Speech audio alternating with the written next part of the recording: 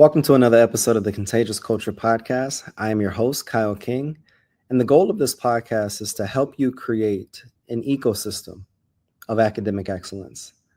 For the last 2 weeks, we've talked about this idea of the 4 stages of fundraising. The first week, we just broke down what the 4 stages were. Last week, we talked about the importance of developing and activating your development team. And this week, we're going to continue to build upon that.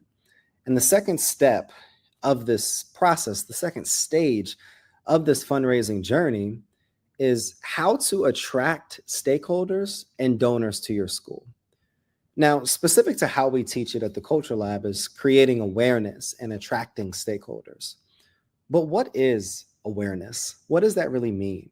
Now, I understand that we have this world of digital media and digital marketing and understanding all of these different things. But what is awareness? So we're going to talk about 5 stages of awareness. We're going to talk about the importance of community building, how to attract your stakeholder, who is your stakeholder. And obviously at the end, we're going to talk about what is contagious culture and how, when infused correctly in your school organization, it can create an ecosystem of academic excellence. As an entrepreneur, as an author, as a business coach, as all of these various hats that I've worn in some way or some time in my life, I understand what the importance of awareness really means. Awareness is simple. How do I bring attention to what I am doing? Whether that is a brand, whether that I'm getting someone to vote for me, whatever it is, how can I get attention or eyeballs on the various thing that I'm doing? There's 5 stages of awareness that I want to talk about today before we continue to build upon how we use this information to be able to connect it back to fundraising for our specific school. So hopefully you have something to write with, and if you have any questions, any comments, put them in the chat below and get your question answered. And if I don't get to it this specific episode, I promise I'll either create another episode specifically for that question or I'll answer it in the comments below. All right. So there's 5 stages of awareness and stakeholder attraction. The first stage of what we always talk about is completely unaware. This is when your specific donors are not aware of their desire or their need to solve a problem, or to be truthful, they're just not honest about specific problems that they want to solve. These are people that are so focused on what it is that they're doing or their wealth or what they're building that they're not privy or even aware that there is even a problem around them. Okay. Now, moving to stage 2 of the 5 stages of awareness is problem aware, is what we call it. Problem aware. They know they have a problem to solve, but aren't aware of any specific solutions. So people know that there's issues in education. Of course, kids can't read, math scores are terribly low. But most times, if you're not watching the news or involved in educational realm in some type of capacity, you may not be aware of specific solutions that you could be able to use to help solve some of these problems. Now, the third step, and you probably understand where we're going, the third step and the third stage is solution aware. They know there is a solution to their problem, but they don't know of any specific products to solve it. Or in this case, they don't know any specific schools or institutions that are solving it at a high level. These are people that know there's solutions to problems. They know there's some good schools out there. They know there's some schools out there that are doing a great job. They know there's some schools out there that are helping schools read, or some students are being produced from those schools. But they may not just know of any in their specific area or their county, or may not have any connections specifically to what they're trying to do to be able to get into that school. Because most people that donate or fundraise for schools or donate or give to schools have a personal or professional connection to that school. Either they're in that area, they've heard about it, or someone called and built a relationship to them, or they have friends that know about the school. There's not many people out there, none that I've even heard of or researched, that just found a random school to be able to donate to. There has to be some type of connection point. Now, Here's the fourth stage, product aware. They know your school exists, but aren't completely aware of all it does or are not convinced of how well it does what it says it does. Okay. So I was working at a school in Charlotte, North Carolina, a brand new charter school that was focused on classical education. And people knew the school based upon them driving past it, based upon maybe things that they've heard about it, based upon whatever it may be. But they didn't know the various things that were happening inside the school. There were even people and partners that we would bring to the school that have passed it, that heard about the school. But until they were brought on campus, they weren't aware of the various great things that were happening within the school. They didn't know the service learning programs. They didn't know about the initiatives around the library. They didn't know about the brand new turf field. They didn't know about all of these various things. And here's the fifth stage of awareness, is most aware. They know your school or your product does what it says it does, but haven't gotten around to purchasing it yet. Or in this case, haven't gotten around to donating to the school yet, or engaging, or visiting, or whatever this case may be. This may be a school in your area or in your state that you know is a top performing school. You've heard about them, you've seen them on US Best News, or a lot of times in this case, these may be schools that have amazing athletic programs, like the St. Anthony's out of New Jersey, or specific schools in certain areas that produce athletes at a high level. You may understand that school because that professional athlete went there. But in the realm of donating, in the realm of fundraising, in the realm of giving, or the development work that we're talking about, they just haven't done it yet. The goal of creating awareness and attracting stakeholders is to move people that are unaware and driving them and creating so much awareness, so much value, so much, creating so much intention and engagement to the point where they're most aware, but not just most aware, what we call is attracted to it and committed, and they're becoming committed stakeholders. All right. So how do we do this, Kyle? How do we get people from the place of going from unaware to most aware, but not just most aware where they're aware and still not donating or still not supporting the school, to a point where they're actually stakeholders? There's one thing: you build a community. When I was working at a school, and again, in a charter school in North Carolina, the school was people knew the school. People knew what the school was doing. Yeah, there was some bad press, there was some negative press, but ultimately the school was working its best to do great things. When I came in to be able to work within the school in the director of school culture and student advancement role, the goal was to build a community. And the first step that I did is to develop what we called a parent engagement and partnership committee. We wanted to be able to have something that was completely different from a PTO or a traditional PTA. And we wanted to do just that, a parent engagement. We wanted parents to be engaged, and a partnership committee. We wanted people to partner in the community with our specific school. So what we did is we focused on, each month we had an initiative that we were creating. We focused on running a book drive, and then focused on creating a book drive. We focused on reworking and redesigning our teacher workrooms. We focused on various aspects throughout the school, service learning programs. And what we did is we had parents now going into their, not just their wallets, but also their hearts, in giving their time, giving their talent, and giving their treasure. Ultimately, that community grew to over 250 parents within 3 months. Now, this was a school historically that was getting low parent engagement. There was high teacher turnover. Leadership turnover was, high as well. And the overall culture and outlook on the school was not one that I would recommend to other people.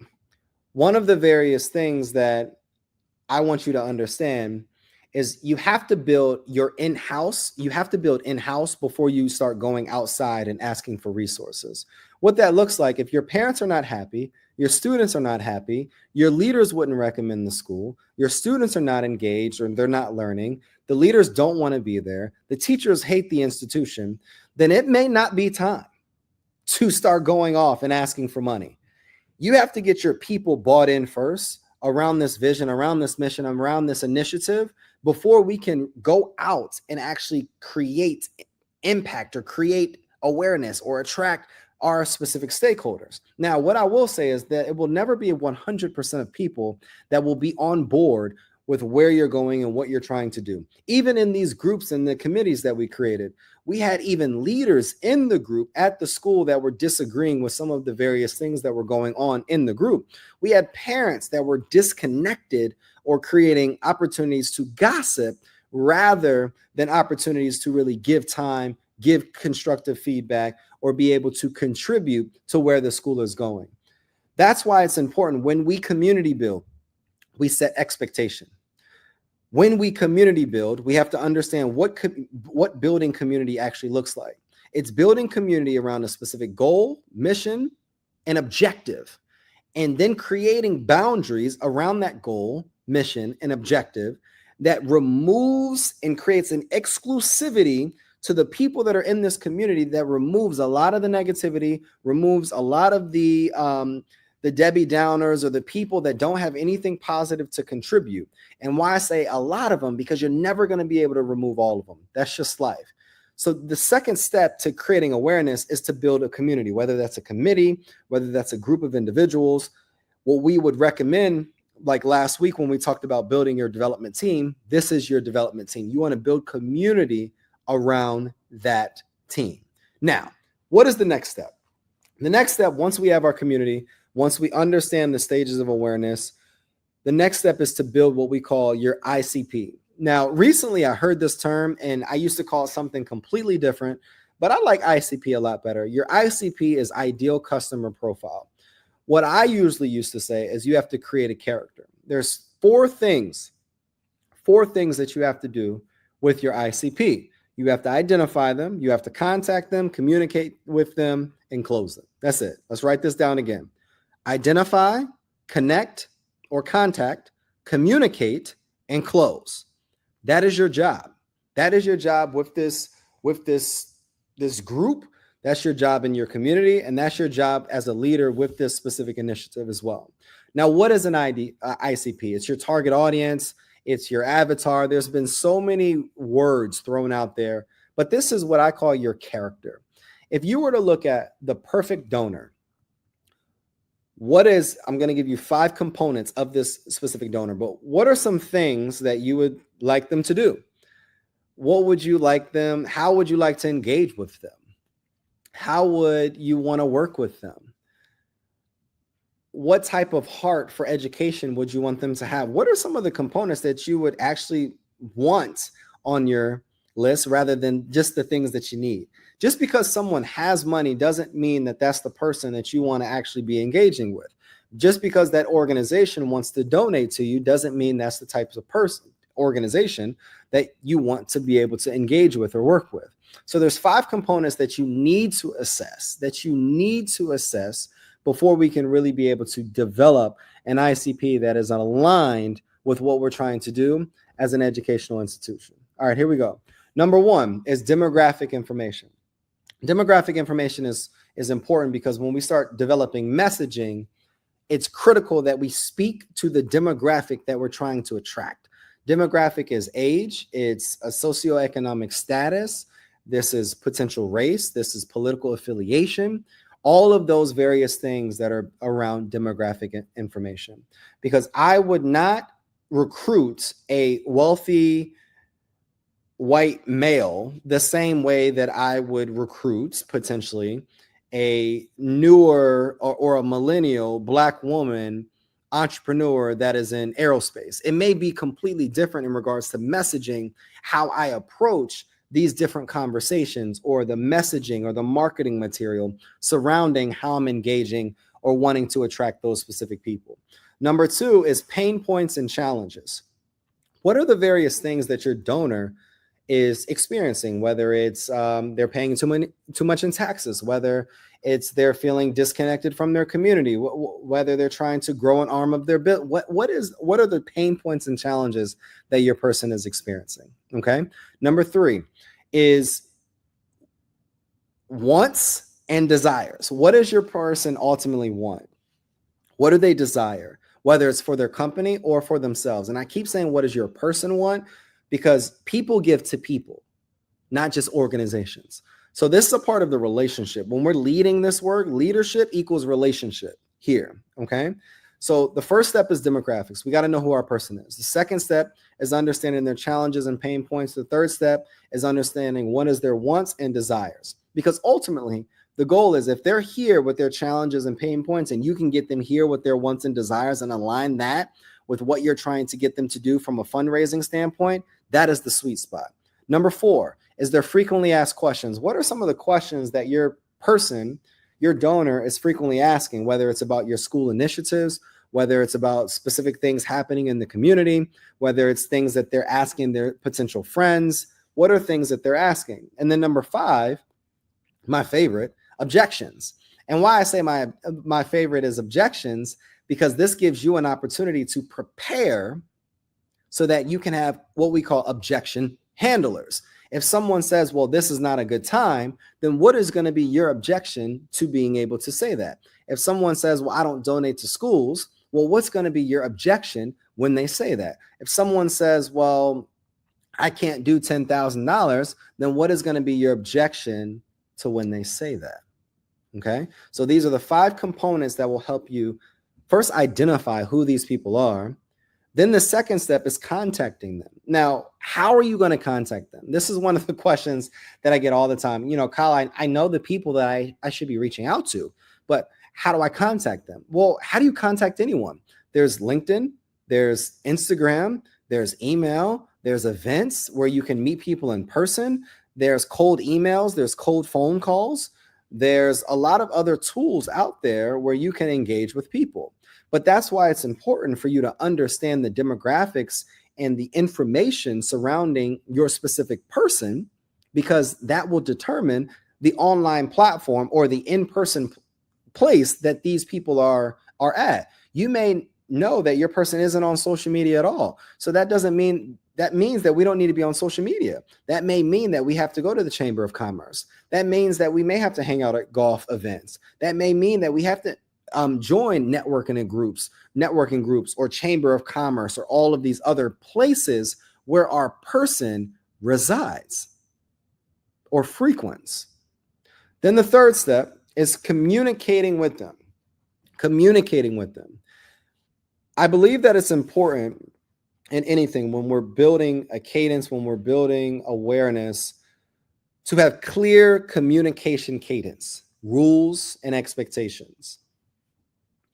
The first step is to communicate directly. Hey, John, my name is Kyle King. I oversee this school. I noticed that you were doing this and I absolutely love the work. Would love to grab coffee with you. Let's say they do coffee. After that, I follow up with the specific key components of the conversation and say, hey, I'm going to keep you in touch. I'm going to keep you in mind with various things that we have going on. Maybe you invite them to the school for a tour, whatever the case may be. Let's say they don't follow up. Then you send them another follow-up a week later. Then another follow-up, potentially a week later. If they don't follow up if they don't reach back out after 3 times, then I would step back and maybe follow up every other month, okay? But the goal is to be able to communicate with them enough where they don't forget you, but don't communicate them too much where you feel like you're getting on their nerves. This is relationship building. Also, this is one of the conversation questions that you actually ask in that initial conversation that you're having that I would recommend. Hey, John, I know eventually I'd love for you to be able to support the school, and I want to be able to continue to build this relationship. I want to be mindful of your time and your capacity. What would be a good follow-up sequence or cadence for you? Is weekly, is monthly, is bi-monthly, is quarterly? What would work best for you? Because I don't want to get you out of our pipeline, but I want to be able to continue to build this relationship and let them communicate to you what works best for you. Now, from a system and automation standpoint, what you could do is once they join your newsletter or join your platform or whatever the case may be, you could have a specific bubble on there that says, hey, when do you want us to reach out to you? Weekly, quarterly, monthly, daily. And then have them click the box that works best. And then that can automatically follow up with them based upon your cadence. And then if you have a CRM, which is a customer relationship management tool, what this will allow you to do is now have people in specific groups, in specific tags based upon the communication cadence. And then when you send out follow-ups, it will align with that specific task, okay? And then the fourth step as a part of building your ICP pro or your profile is closing them. Now we're going to talk next week on crafting the value ask. Oh, that's my favorite when we're going to be talking about sales. But there's just some things that you have to have in place before we're asking people for money, okay? There's some specific tools that you need to turn strangers into stakeholders. Because I think a lot of times what we realize is that people have this false sense of confidence and they think they're just going to go out there and ask people for hundreds of thousands of dollars, but you don't have systems and you're frankly just not ready. One of the questions that I asked last week, if you got $5 million today anonymously, where would you put the money? And that is the problem with education, is that there's money coming in from all places, but the money is not being allocated to the best of its ability. And that's why students are experiencing the things that they're experiencing in school. That's why teachers are underpaid. That's why leaders don't know how to manage or advance or maximize resources within schools. This is why, because we haven't been coached or taught how to understand. This is week one. This was stage one of the fundraising model, how to be clear with the goals and understand how to attach this with mission-driven leadership initiatives. So there's some tools that I want you to implement, okay? So we have to have a traffic source. How are we communicating and sharing our message? Whether this is through newsletters, whether this is through platforms like MailChimp, whether this is through LinkedIn or social media or through YouTube videos, whether this is through articles, through platforms like Medium. How are we sharing our message? Are we connected with local news outlets or media outlets? Are we on the radio? How do people hear about us? That's one question that I want you to ask yourself. The next question is, what is the collateral that we are creating and what tools are we using to create it? Whether that's Adobe, whether that is obviously Canva, which is a free platform and it's completely free for educators and your school. So that's a platform that I would highly, highly recommend. So how are we creating the assets for our specific school? Do we have partnerships like a print shop or a graphic designer within our specific school that can design these various things for us? Okay. How are we learning? Here's a third question. How are we learning about our specific target audience or our donors, whether it's tools like Typeform or SurveyMonkey or Google Form, tools that you can learn and you can interview and you can survey these people so that we can be able to recreate and reposition this content so that we can push it back out, okay? How are we managing this process? That's why I mentioned a customer relationship management tool. This will allow us to manage the communication and where people are as a part of the deal stage. How are we even finding donors and assessing where they give money to? Platforms like Donor Choose are out there to be able to assess the various people, where they're giving. But let me say this. It's a dramatic pause for you. If you're using these tools, other schools are using them too. So it's not just about getting a login and start using these tools. It's about using them effectively. And if you want to use them effectively, I want you to put systems in the comment section. I want you to if you need to understand how to use these systems correctly and effectively, I may have something for you. If you put systems in the comment section, I will send you a link. And then this will be your first step to be able to execute efficiently with the various systems and platforms that are out there. All right. Now, once we've developed the systems, once we have all of these various things, and again, we're going to talk about closing next week. We're going to talk about closing next week. Once we have all the systems, now it's important to create content. Now, I understand we're educators, y'all. I'm not expecting you to just go full-fledged entrepreneur and you're just out here grinding. But this is a part of building that development team like we talked about last week. There's 4 pieces of content that I want you to create. Just 4. Super easy for you. This is your content creation calendar. 4 pieces. Number 1 is celebrate wins, whether this is student wins, teacher wins, school wins. Number 1, celebrate wins. Number 2 is show behind the scenes. What are some things that you're doing behind the scenes, working with students, teachers, community, parents? What are some things that you're showing behind the scenes that you can market? Number 3 is social proof. What are things that you have done, whether in the past, the present, or things that you're going to do in the future that you've already marked on the calendars that people need to know about? And number 4, what is your framework on why you do things differently? Whether you're a classical school that focus on building the morality and character with students, whether you're a STEM school that is building the next generation of coders and leaders, whether you're a business school that's focusing on entrepreneurship and business development, what is it that is your model that is just completely different than other people? Those are the things that you need to be creating content around and marketing, whether it's through video, whether it's through articles, or whether it's through static posts. All right. There's 2 more points, and then I want you to put your comments in the section in the comment section below. Getting leads and generating traffic it's amazing. I love it, and you're gonna love it. Getting people to come to your school, get them to come to your events, all of these various things are great, but the experience that you have for these people is much more important. I want you to think about the customer experience just as much as you're thinking about the journey, the content, the tools, the team, and your person. Think about that more than the money that you're going to make or the revenue that you're going to be able to generate for your school. What type of experience do you want to be able to create for these people? What type of experience do you want them to create before they even cut a check to your school?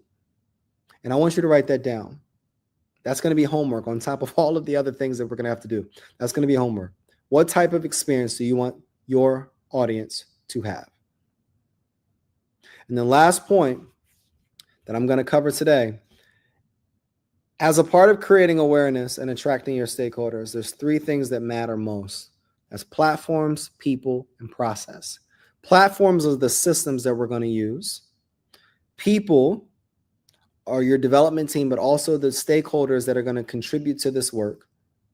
And processes are standard operating procedures that need to be written down so that if you leave, if your team leaves, if you have different people that come in and come out, you can continue to focus in on excellence and continue this work even though you're not there. That's leadership. Processes, platforms, and people are about leadership. Whether whoever's in or out, the focus doesn't stop. The work doesn't stop. This is another episode of the Contagious Culture Podcast. I'm your host, Kyle King. And before we end this episode, I want to talk to you about what is contagious culture. Contagious culture is this idea of really being able to duplicate, multiply, and be able to empower the great things that happen in education. A lot of times we're focusing on the fact that teachers are underpaid and overworked. We're focusing on students coming in under grade level. We're focusing on students not having the resources that they need to be able to drive their academic success. We're focusing on all of the issues in the households of students or parents being disengaged or leaders not being equipped to be able to run schools. But our organization, the Culture Lab, is committed to doing something a little bit different. Our organization is focusing on helping you get the resources that you need as a school from a financial sense so that you can not have to worry about all of the other challenges that may show up in schools. Comment your questions below. Reach out with questions, reach out with comments, and we're excited to see you on another episode. Talk to you soon.